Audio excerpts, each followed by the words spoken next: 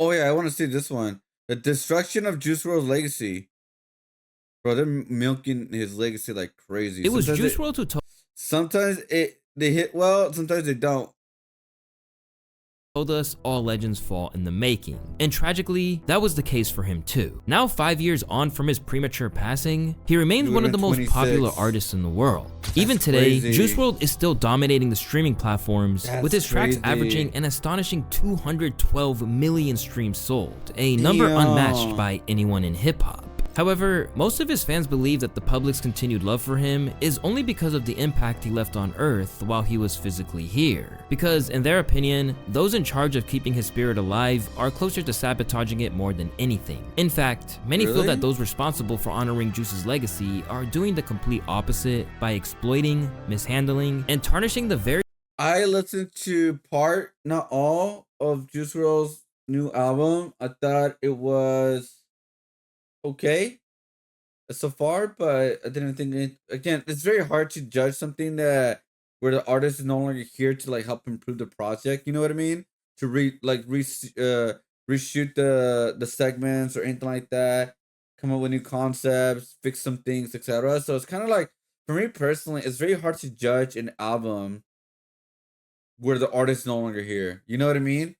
Like I can't really call it like, oh, it's garbage or it's really good. I cannot do it because again, the artist is not here to kind of add their own intake to the album, right? Like to fix the album if they needed to fix some things, because they're not here. So it's like, it's very hard to judge that. very pieces of art that he left behind. And when you consider how drastically the quality and the reception of his posthumous releases have declined over time, it's easy to see why, for so many fans, the latest efforts to artificially further his career feel like the final straw. It's your boy Louaista, and this is how Juice WRLD's legacy has been tarnished by his team. Back when Juice first passed on that fateful night in Chicago's Midway Airport, everyone immediately hoped that Grade A Productions, the label that has been overseeing his career from the outset, would try with their best abilities to respectfully handle this overwhelming loss. And why wouldn't they? Because the company, which is ran by the former rapper turned industry titan Lil Bibby, his brother G Money, and Peter Gideonwo, had always guided Juice's career. And if you ask someone like Bibby, he always had Jared's best interests in mind.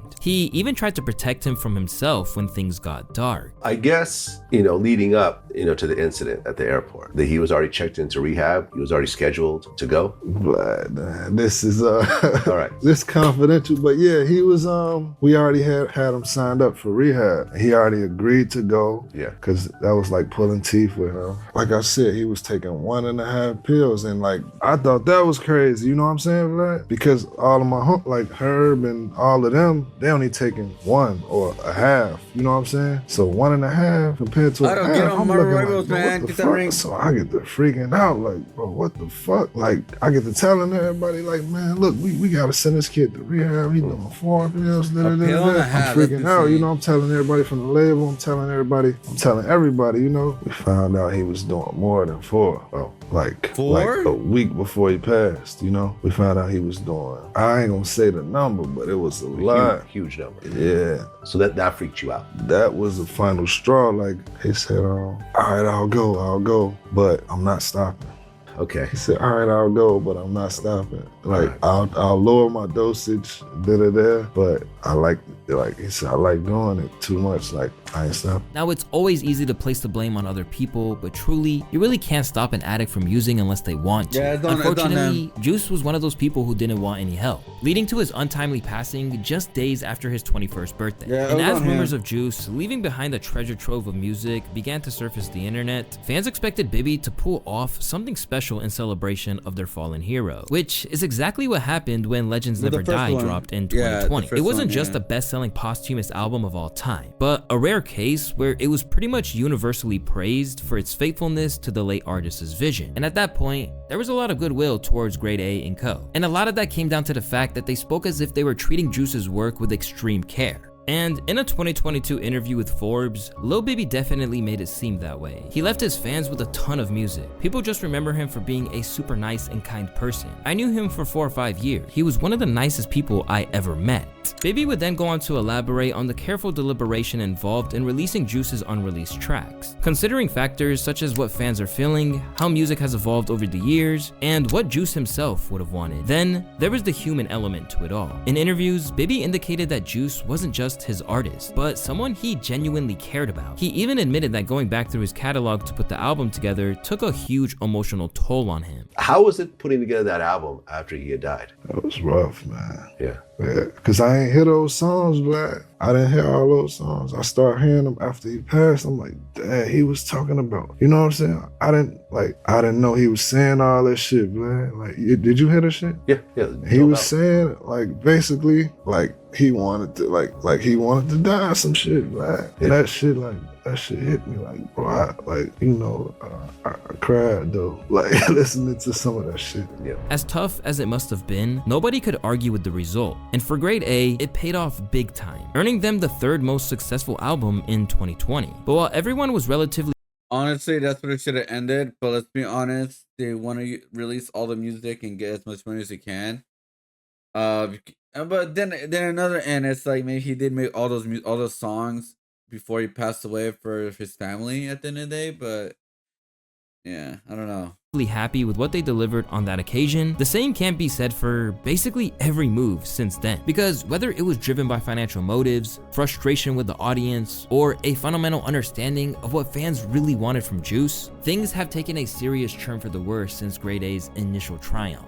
In the wake of the release of their third and allegedly final posthumous Juice WRLD album, it's starting to look like the damage to the relationship between Grade A and those who love and treasure Juice is irreversible. Although it's not something that happened overnight, the dynamic between Grade A and Juice's fan base has really mutated into something far less loving and community-based over recent years. Instead, it now feels more like a transactional exchange between customer and salesman, leaving everyone involved unsatisfied. While it wasn't really one individual incident that sparked this, things really began to change when they started making some unethical business moves to support their protege, the Kid Laroi. In the wake of Juice's death, the Australian rapper and singer immediately began to become Grade A's top priority, and soon they were holding Juice's music for ransom in an attempt to boost the sales of the Kid Laroi's project. So when the album dropped, Legends Never Die, Baby said, get 100K on Kid Laroi's album and we'll drop the deluxe. He never dropped the deluxe. Wait, Baby said if you get 100K on Kid Or Laroi, 50K or something. He'll drop the deluxe to.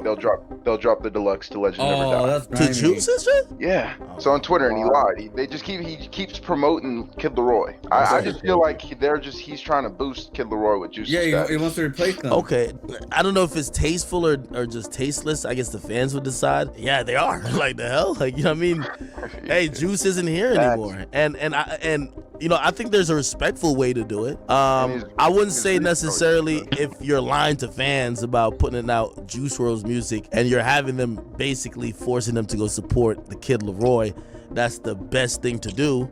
But truth be told, and I'm really trying to, I don't want to be disrespectful with this phrase, but one monkey don't stop a show. Like, Juice passed away. They running business over there. They're not about to be like, all right, let's keep crying and just put Juice's stuff out. They're trying to get the next horse to, again, it's business. And it didn't help that by this point, the quality control of the Juice WRLD projects they were curating were beginning to decline. As when his second posthumous album, Fighting Demons, dropped, the response was vastly different than how Legends Never Die was received. I don't think I need to remind you guys of how many artists we've unfortunately lost over the past 5 years and how many mediocre and somewhat unfinished posthumous records have followed just maybe months later. But like I said, Legends was a sufficient display of Juice's style, his abilities, and the general themes that painted his lyricism. However, I'm not as hopeful for this second posthumous record to turn out as consistent. There are some tracks on this thing that lead me to believe that we're beginning to scrape the bottom of the barrel here in terms of like workable, shareable songs, which honestly is just not the quality level that I would hope a Juice project would be at, especially since we're kind of dipping in for a second time to... Yeah, this is what I mean. It's like, it's very hard to judge the album because the artist is dead. I understand what he's saying, but it's like the artist couldn't change it, couldn't make it better for the theme or whatever. So that's like, it's just very hard to like give it a score, in my opinion. But this is not like, obviously this is not Juice WRLD's fault with his albums not working, right? I mean, I'm not gonna go in that world. Never mind. Drop another posthumous album. I guess all I can hope for is that if there is enough material for a third record, that it is, combed over a little more carefully and groomed for, a better presentation, and that, Juice's loved ones are seeing the benefit of these projects coming out. Feeling That's a true. strong 4 to a light 5 on this one. After such a careful and considered first attempt, it suddenly seemed like they were falling into the typical traps of a posthumous project. Like forced features with artists Juice never even met while he was alive, such as Suga from BTS, for example. This is the second posthumous album, and it's been less than 2 years he's passed away. And not only that, but we've gotten 2 deluxe versions of these albums, and nobody's asking for all this music. I mean, let the man rest. And the other thing too is, like, I'm very conflicted about this because I really do believe that the family, deserves to reap the benefits of the artist's work, but maybe do that in the spirit of a greatest hits album instead. Because to me, I don't care, if it's the brother, the sister, the mother, the girlfriend of the artist is, but you don't know. You shouldn't have that creative decision to know if the artist would have put out that song or that album or that body of work. On top of that, the rollout came with the usual issues, what I was saying. feeling less like a heartfelt tribute to a beloved artist and more like another commercial cash grab. The fans deserve to have the music, and at the same time, the artist's name deserves to be respected at this point, because again, like, as soon as there's all kinds of these crazy marketing stunts and all these sort of marketing rollouts that come into a posthumous album, it's like, okay, what are you guys really doing here?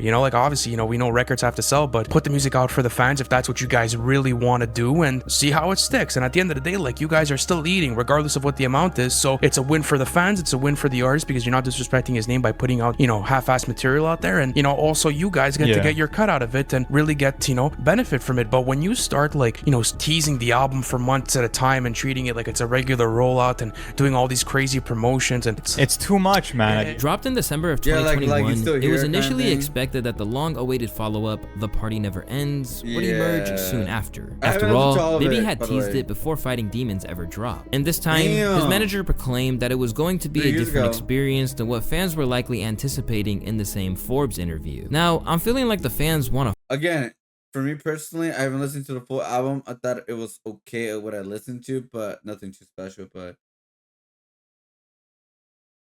yeah, man, I believe they have another album, I believe. Fun Juice. Juice wasn't always sad and in his feelings. Sometimes he'd make happy music. Every day was a new show. Like, he would get in an argument with his girlfriend one day, and then he would go in the studio and make 5 love songs to try and make up and play for her so she would be happy. Considering Juice's fans loved his contemplative and emotional approach to his music, this rang alarm bells straight away. However, this was just one of several warning signs before it dropped, because over the course of a few years, it seemed that the creators lost their understanding of what made a great Juice WRLD song and how to preserve its essence. This is something that Anthony Fantano explains perfectly in a video titled This Is Insulting, where he said, yeah, the Juice WRLD music we have continued to get is just getting worse and worse and worse and worse. Either it's redundant and it doesn't really add to his catalog, it doesn't really, sort of make for the best stuff he's ever written or performed or released, as Juice WRLD was very clearly the kind of artist who, would just record a lot. It's kind of like Mac Miller or even Tupac. There's so many unreleased songs from Mac Miller and Tupac that have not been released. They released some stuff here and there, right? Like little snippets, but they didn't release the full album because they know they didn't have time to really make a full album, full projects, future projects, because they couldn't really fix it, right? And I'm pretty sure there's some Biggie Smalls there's some songs out there that's not been released to this day, right? Not everything's been released to this day. I'm pretty sure. But yeah, that's why with Mac Miller, the reason why they released the latest album is because he had enough music to come out with the second album, right? But it took how long it took for that album to come out compared to the other album? Let me see. Hold up. Mac Miller. Hold up.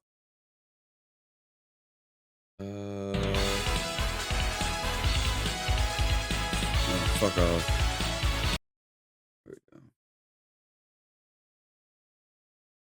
All right, let's see. Yeah, because it was Circles in 2020. And I believe there was a yeah, Circles came out in 2020, and that's where he was working on an album. That was like the last album he was actually working on, and they finished it for him.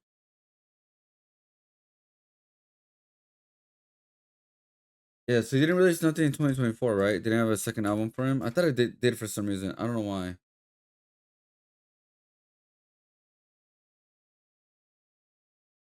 Oh yeah, there we go. It's called Balloonerism. It's scheduled for release day in January 17, 2024. So this came out. I haven't listened to it yet. Because even though it's been out for a while, it's just like I've just not having like time to listen to a lot of music right now. Um,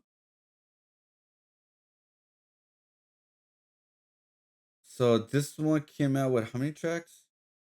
Yeah, it looks like it was just the rest of the songs. I gotta listen to it, but I haven't had a chance yet. Um, but obviously Circles was a really good like album after his passing, in my opinion. But yeah, I don't think they're gonna release another album of Mac Miller. I don't think so. I really don't think they are. I think this is like the end of his like discography, which I don't think is a bad thing, honestly. Record He has a profusely, lot kind of of just music like, that you know, goes do all of royalties his and all tracks that. and everything on the fly, and then pick out of what was left over to kind of just grab the highlights and put those onto records, which, I mean, you know, that's a valid way to go about your process. But that doesn't mean every single thing he did in every single moment or recording that we could possibly cobble together should see the light of day. And to make matters worse, the way it's packaged is doing them no favors. Just like Pop Smoke fans experienced years ago with Virgil Abloh's cover for his first posthumous project, the 999 crew were horrified by the artwork. Bro, this was horrible artwork, man. I don't know, bro. Like I did not understand this artwork style for this album. This was bad. There were even some fan arts of like for this kind of inspired artwork, I guess you could say they were way better. For The Party Never Ends. The artwork was helmed by Takashi Murakami, the legendary Japanese designer. Yeah, it just didn't work. I respect his work, by the way, obviously, don't get me wrong, but it just did not work for this album cover, in my opinion. Behind Ye albums like Kids See Ghosts and Graduation, among others. But this was almost unanimously declared to not be it. The cover got announced about a week before the release, and honestly, it was met with a lot of negative reactions. People were saying it didn't look professional, which, looking at it, is a fair critique. Then there's the six-pack abs on the cartoon version of Juice, which a lot of people thought looked unrealistic and unnecessary. Overall, this cover was, let's just say, not it. Besides the fact that the artwork just wasn't great, it was also problematic when you consider how Juice passed on. So frankly, I feel like it's kind of, again, disrespectful, reductive, and out of fucking touch to drop a record and like an album cover that's like, hey, Juice WRLD, endless party, we're having a great time. Oh, it's so psychedelic, we're out of our minds. Oh yeah, I didn't even like think about that, being honest. Like, what an awful message to send. Despite all the flack they were catching, they insisted that it was the right thing to do. In an interview shortly before the album's release, Grade A's Peter Gideonwo talked about the cover art, and he made a bold claim saying that this was just what Juice WRLD would have wanted. Prior to Juice's passing a month or two before, in between his tour in Australia, he booked a private jet for $200,000 and went to meet Murakami. His goal was always to work with Murakami in any capacity. After he passed, we made it a priority to make sure Murakami had something to do with the final album, because it was that important to Juice when he was alive. He expressed his vision to him. Murakami's not just out here doing album covers. We tried to do things that he would have loved, to keep his legacy alive and aligned with what he wanted to do. With all of this going on and his fans making comparisons to how other legacies of fellow hip-hop icons are being handled, it's safe to say that expectations surrounding the actual finished product were pretty low, leading some users to really admire how the teams of artists like Mac Miller and Lil Peep have moved. Have really done their catalog so much justice. Meanwhile, X and Juice WRLD, people couldn't care less. The controversy in Mac Miller's and Juice WRLD's state label is baffling. This used to common practice. Yeah, I mean, this is like what, third album already? In less than how many years apart? Hold up, let's see right now. They released Legends Never Die in 2020. Actually, let's go over here instead. Oh, here we go. Where is the album list? Oh, here we go. Studio album. So, Legends Never Die, and then Fighting Demons, and then This Party Never Ends took 3 years. I think because like they learned their lesson from Fighting Demons, it wasn't as great. So I guess it took the real time for this one for 3 years for this one. But yeah, I don't know, man. I don't think he had enough good like polished songs and or lyrics that he wanted out for an album. In making sure their catalogs get the justice they deserve. To make things even worse, the album carried a lot of weight. Lil Baby made it clear from the start that this record was meant to be Juice WRLD's final chapter, a proper send-off to honor his legacy as an artist. I think it just feels right to end it on a high note like this, he said. I know he's got tons of leaked tracks out there, but this feels like the right way to close things out, with the Fortnite party and the United Center celebration. A lot of his music is on the sad side, but this one feels more uplifting, like a real celebration. But despite all the effort to make this a meaningful tribute, what was meant to be a celebration ended up spiraling into a disaster. And the worst part, it didn't have to be this way. And they could have saved it if they just implemented a little restraint or simply listened to the fans. On the day The Party Never Ends emerged, Juice WRLD fans unsurprisingly flocked to hear what was on offer. So much so that he was the most streamed artist in the entirety of the US. But as they hit play on the album that was billed as a celebration of all that was so unique and inspiring about Juice, the opposite proved to be true. And as soon as they heard it, people already felt like it wasn't it. Or at the very least, it wasn't what he deserved as a send-off. I understand as to why a lot of the hardcore Juice WRLD fans were heated. Intro, outro are bad. Yeah. They fucked up with that. 18 tracks. In reality, probably like 10, 12 maybe? Maybe like 8 are like really like, you know what I'm saying? I don't know. I mean, why 18 tracks? Like I said, I didn't listen to the full album, so I didn't see how many tracks were in the album. Why can't you just do like 10? Sometimes less is more. I mean, this is me speaking as a Juice WRLD fan to y'all. Let's just keep listening to them fucking leak tracks, because who knows if we're gonna get them as a official release. And if they're out there and they be banging, might as well. There wasn't even a singular issue either. From the track list to the production, people were dissatisfied, if not disgusted. This was not a good album. Everything about it is flawed. The auto-tune, vocals, mixing, and beats were all poor quality. The last ever Juice WRLD album the fans will ever stay up for, meant to honor how diverse his talent was. And they infest it with more dogshit posthumous features, shit mixing, and depressive tracks. Just listen to a Leroy song with literally nothing on the song from Juice. They did my goat so dirty, man. To make matters worse, it looks like the songs are quickly cascading out of the rotations of fans to the point that it seems primed to flop. This is because after they checked it out, people just aren't returning for more. Naturally, people were quick to point fingers, and they landed in familiar directions. You can thank Bibby and that goof Benny Blanco. That's what they get for ignoring fans and ruining the legacy of a great artist. So what went wrong? Well, let's start with the producer in question, Benny Blanco. If you're not familiar, he's a multi-award winning producer who worked with Juice WRLD on 5 tracks. Now, that's obviously a lot less than people like Nick Mura and Max Lord, a man who Bibby initially claimed would be crucial to the process. Nah, it's the craziest shit because he recorded it in a lot of different places. He recorded a lot of his music with this one engineer, Max Lord. I had to go pull up on Max and go through his vault, which 90% of it was already leaked. I had to pick the best songs that weren't leaked and go to other people. Everybody was hitting me, oh, I got some songs that aren't leaked. I gotta pick through everybody's shit, and a lot of time they were leaked. Back in September of this year, Max opened up about the project and insisted that the lack of a release date came about because some of their gambles hadn't paid off. Max, what's the actual reason The Party Never Ends hasn't come out? Bibby is a very thorough thinker. He just had to think about stuff, I think. You know that? Try things to see if they worked or not. And I don't think they worked all the way as intended, so... Like, I think the whole Benny Blanco thing got resolved. Bibby thinks about things a lot, and then tried the Benny thing. The Benny thing might not have worked out all the way like that, so it looks like we're back in action, but don't want to speak too soon. But there's a lot more movement and talking about it going on that wasn't happening for like a whole year. So we're looking good, boys. Things are looking up. Now, it's not like Benny had never met Juice. He had real experiences with him and even praised his incredible ability to produce songs, even though they emerged from nowhere. Real Shit was the first one we ever did. The second one we ever did was Roses. He literally gets in the booth, freestyles all the lyrics, all the melodies, did the whole song, and then we'll be like, all right, play it again. Then he would do it again. And then he would do it one more time.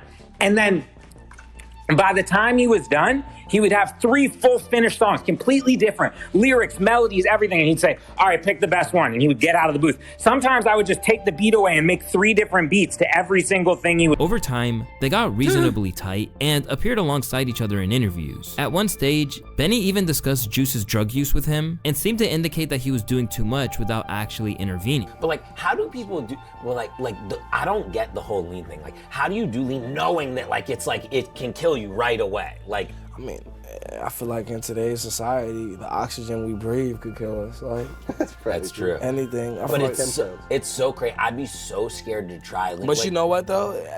It depends on your usage, bro. Like, some people could drink casually. I mean, someone's drinking that shit casually. What's the guy, the recent artist that came out recently? Dave Blunt. He's drinking that shit like nothing.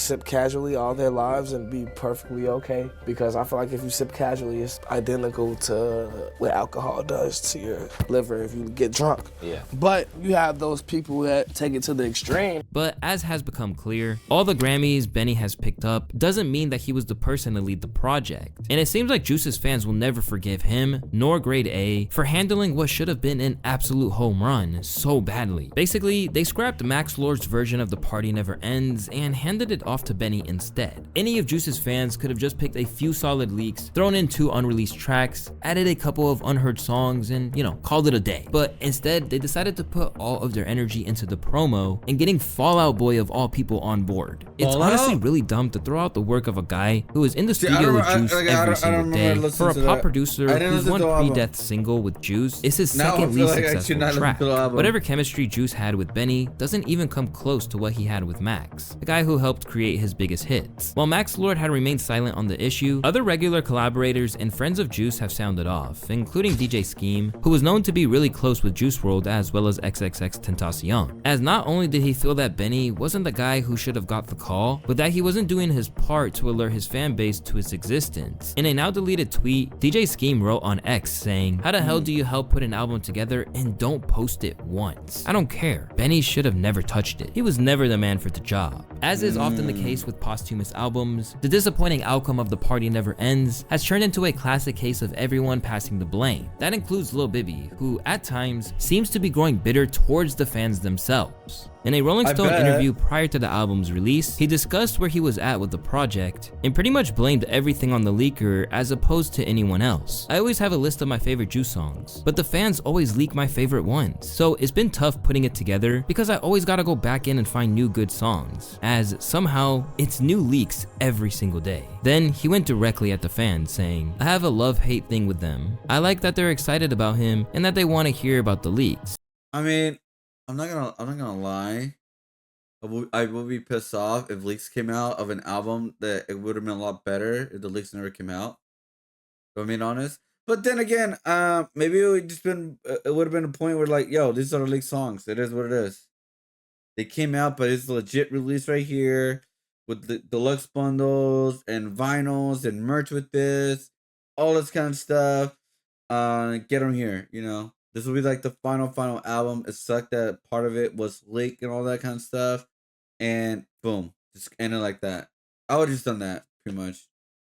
It's crazy to see that 5 years later, they still love him this much, but it's hurting the albums, the money, and everything. At this point, I don't really look at it for the money. I want to please the fans and make sure everything is done properly. I do get tired of them sending threats and saying crazy shit to me sometimes, but I feel like it's teaching me not to care what people think. I already didn't care what people think that much, but now I'm on a different level. Much like the fan base's anger towards him, his own frustrations are nothing new, and at one point, he even threatened to cancel The Party Never Ends out of annoyance about the leaks. Along the way, he asked for the hate to stop straight away. I'm supposed to say, I love Bibby, man, stop saying Baby.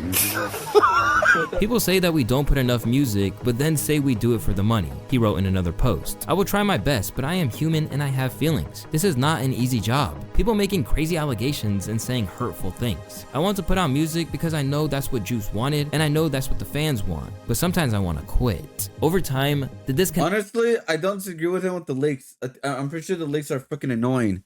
Like, yeah, good project coming out, good songs coming out of like what he left and all that, but fans are leaking it, so like fans are getting mad because they're not listening to good. Okay, now I'm kind of like, now getting the full picture now. Yeah, what the fuck? Connect between the fans and Grade A has continued to widen. And while Bibby feels like he wasn't doing an adequate job for them to ease up, the fans are more than willing to list his failings. One fan on Reddit, summing up the frustration and racking up 400 likes, put it bluntly: fans just want what Juice wanted to drop to be out. Clearly, you're not doing that often. So you're telling me Juice was getting Polo and Trippy on Feline because he didn't like Yachty anymore? Or that he wanted to drop Blood on My Jeans solo when he left it open for Gunna? Plus, why drop a 2-song EP Juice made himself and already dropped on all DSPs when he was alive on Fighting Demons? Half the stuff they do just doesn't make sense, and or is obviously not something Juice himself would have done or planned on doing. The whole thing comes down to a difference in priority. For Bibby, he is attempting to run a business and is trying to monetize a catalog that is being leaked every time he turns around. On the other hand, fans are eager to simply enjoy the music and often find Bibby's efforts to ensure the releases are properly packaged to be off-putting or overly calculated. And the problem now is that what is left over isn't necessarily the best that Juice had to offer. Sure, he had recorded music at an exponential rate, but it's impossible to knock it out of the park every single time. Well, my music is like, I don't overthink it. Music is really just, people love to hear something that came out that was good, that's natural, that doesn't sound forced, it sounds authentic. People love that. So, you know, even certain breaths and little sounds that people make in between the words that they say can make the song a hit. Just like the cadence of the way that they breathe and the way they mouth is like moving. You know, you can fix your mouth to talk in like a different voice, and it's just, I just let what flows out of me flows. So if it's something that sounds like it needs to be spazzed on, I'll spaz. But like, I try not to overthink shit. You never write, right? Never. Never. No, it's like freehand versus tracing. Oh, okay. But you don't think that you could end up with something better if you sometimes wrote some stuff? No. It's just not for you. Nope. Fuck that. Had Juice WRLD survived, there's a good chance that a lot of the music we heard would have been refined or left on the cutting room floor. After all, he would have been 26 today and his focus would have shifted. Not to mention that an artist as innovative as him would have been able to move with the times and put his own spin on the modern sound, if not create a new one entirely. But above all conversations surrounding Juice's back catalog and what should be done with it, what no one really acknowledges is that in all likelihood, Grade A doesn't have as much of a say as they like to pretend they do. That man's throwing away all responsibility of Juice WRLD so he doesn't get attacked anymore. The rapper's rights and income streams was quietly sold to Opus Music Group. Now they have the power to release hundreds of unreleased Juice WRLD tracks. As suggested, Juice's catalog was sold to Opus Music Group in early 2022 in a 9-figure deal. Opus now owns 90% of Juice WRLD's interest in master recording income and 90% of his share of publishing ownership. Damn. Alongside that, they likely get a say over what happens with the entire arsenal of unreleased music that remains either unavailable or only heard through leaks. Claiming that they want to represent the body of work of Juice WRLD, whose cultural significance and generational influence can't be overstated, is an honor and responsibility. Opus, like any major company, are acting as though they have greater ambitions other than profit. But since then, things have continued to get more convoluted, as now, a company known as Litmus Music acquired Opus for an insane $400 million. That's a lot of zeros. And with this deal, the process of handling Juice's music seems to have gotten $400 million? So it's highly likely that control is slipping further away from the people like Bibby and ending up in the hands of those who never even knew Juice, let alone understood his vision or intentions. Whether or not this is actually the last album, it seems like Bibby and co want to distance themselves from the idea of that being their decision. And now you know why. But the sad fact is that Juice's insane work ethic created this situation where his archive is now to be exploited. And crazily, this is something that his ex-girlfriend Ali Lottie actually predicted. It's always been about money, and Jared made enough money to not have this issue, I would literally sit on his lap every day and be like, don't go record. I cannot let Jared's legacy be what it is. Jared would never treat any of his fans like this. Now, Allie is a problem in itself, as she is no longer acting as the muse that Juice once depicted her as. Yeah, but there's literally crazy? an entire video that I dedicated on that subject, so let's just keep with the music for this one. Although they've specified that this is the last album, Grade A has never said that it was his last release. And on that same Rolling Stone interview, Peter Gideonwo said that there were guest spots from Jared that were likely to come. On the music side, we understand what a good verse is. And I think the good part about working on Juice's stuff is when people receive a song from Juice that we say, hey, do you want to get on the song? Or whatever. People treat it like it's Drake or Kendrick Lamar, to be honest. And they try to do their best because they know at any point in time, if it's put out correctly and received correctly, it could be a very, very big song. Juice has the most songs in history, with at least 100 million streams. And he has one of the most highest stream rates of any artist that's ever been released, right? I think every Juice song averages 100 million streams. So when it comes to picking the verses and making sure they're good and authentic is not the hardest job, because people take it very seriously, because it's almost looked at as an opportunity to get another hit record. So I think people take it very seriously in that manner. Once again, this isn't an idea that's likely to be well received by Juice's faithful fans, who literally just want to hear the songs he recorded in his lifetime rather than anything artificially made. Meanwhile, Pete and Grade just keep doing too much, claiming that they want to do quote unquote immortal shit, but they really just keep doing things nobody asked for and that don't truly expand his legacy, such as bringing a Juice WRLD album to Mars in 2075. This is the polar opposite of what fans want, and unfortunately, it now seems like the massive canyon that's open between Lil Baby. Wait. Did I read that right? The Mars rover's going to Mars, and they're taking Juice WRLD album that will be played in 2075. That's the make his.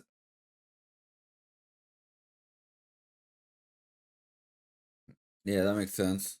2075. This is the polar opposite of what fans want, and unfortunately, it now seems like the massive canyon that's open between Lil Baby's team and the audience seems too big to repair. The best thing they could do now is either let it rest or place the catalog in the hands of others such as Max Lord, who are perhaps best equipped to know what to do with it. Because if the party never ends proves anything, it's that their hearts aren't in it the same way anymore. Or maybe it's time to let Juice rest and allow him to just be remembered for the incredible talent he was, rather than constantly going through those hard drives that are left behind for more. Yo, shout to Juice too, man. That kid was so talented, man. He like his freestyle he did on Westwood where he rapped for an hour, like what the fuck? And I mean, he was he might have been mixing a little bit of written in there with, but the way he was freestyle, like that's the shit that we used to try to do at the hip hop shop, was like try to work on our freestyles, right? But be able to slip in and out of written when you need to. You know what I'm saying? If you got a certain punchline you want to get to take out this like dude, in and right? out kind of thing. To be so young, he like mastered that so fucking quickly.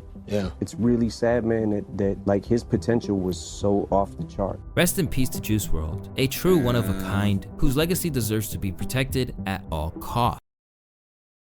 I mean, he would have been like one of the biggest artists, way past Drake and Kendrick at one point, right? Because again, his whole career started with like the whole streaming thing. Like Drake started with like Drake's streaming music, right? When he started music, the streaming thing was happening. But I think Juice WRLD was meant for the whole streaming, Spotify, all that kind of stuff world. It was great that Watch M give Juice his flowers at the end. I agree with Louaista said. Lil Baby seems should have given Juice catalog over the Max Lord, someone who knows what to do with it. At the same time, I think it's like let Juice rest. Right. I mean, I think also I will say, BB, I'm pretty sure you got pissed off with the leaks and you just got tired of people. I would have been tired of people leaking shit and coming out with shit and getting threats and all this kind of, like, I would have been like, I'm done, I'm out. If he only just knew he did not deserve this. I used to take perks myself. Oh god. Well, 12 years? God damn. Yo, what up, Gabby Dana? How's it going? Welcome. Decided to note that he got a tattoo of her name, but she removed hers. But she removed her tattoo, the girlfriend. Damn. I did not mean to. Okay, all right.